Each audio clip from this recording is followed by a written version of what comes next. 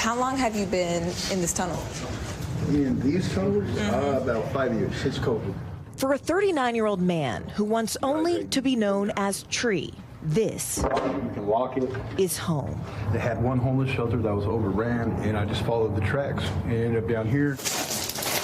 That place, a network of tunnels stretching hundreds of miles, originally meant to divert rainwater, and now home to an entire underground population, all living just a few feet under the bright lights of the Las Vegas Strip. How many people do you estimate are living here right now? Approximately 12 to 1,500. So we are 3 feet Caesar's Palace. beneath Caesar's Palace on the Las Vegas Strip. You said it yourself. You've been here many times. You would never even know it was here. I feel like I've spent so many times looking up at the lights, I've never once looked down.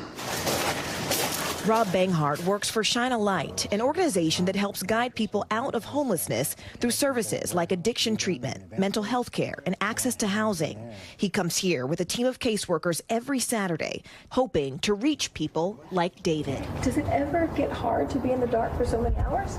No. No? You get used to it? Yeah. Rob was addicted to a number of substances and says he's now been clean for nearly 7 years. This is a world he once knew firsthand. I was underground for about 2.5 years. I had found somewhere that I could go and be left alone and not bothered and not have to worry about the direct sun or the wind or the randomness, right? And there was a lot of chaos in my tunnel too, but it was like the devil I knew. A devil in the darkness.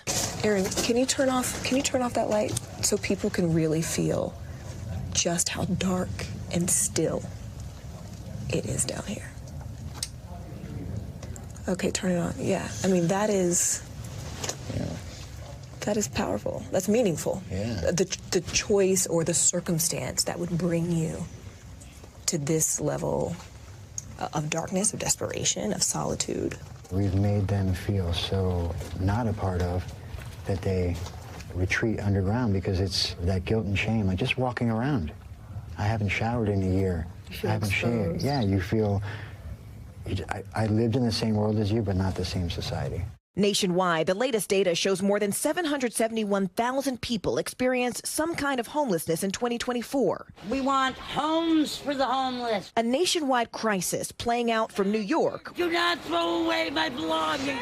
Where an increase in evictions and an influx of asylum seekers has strained shelters. You gotta go! To Hawaii, where a devastating wildfire affected thousands. Everyone I know is now homeless. The Trump administration has attempted to freeze some of the $5 billion allocated in 2021 for homelessness assistance. NBC News reached out to the White House for comment, but did not receive a response by deadline. Rob worries recent cuts in federal funding will jeopardize services for people like Jay, who says he's lived in the tunnels for 13 years. Why did you choose to live down here instead of live on the surface? It doesn't matter where you go, you can't be there. I just try to stay out of sight, out of mind. So this is more out of sight and out of mind than up top. Do you want to go back to the surface? It doesn't even matter. I mean, I have no. Yeah, I just don't care. A life in limbo, hidden in plain sight. Morgan Radford, NBC News. Thanks for watching. Stay updated about breaking news and top stories on the NBC News app or follow us on social media.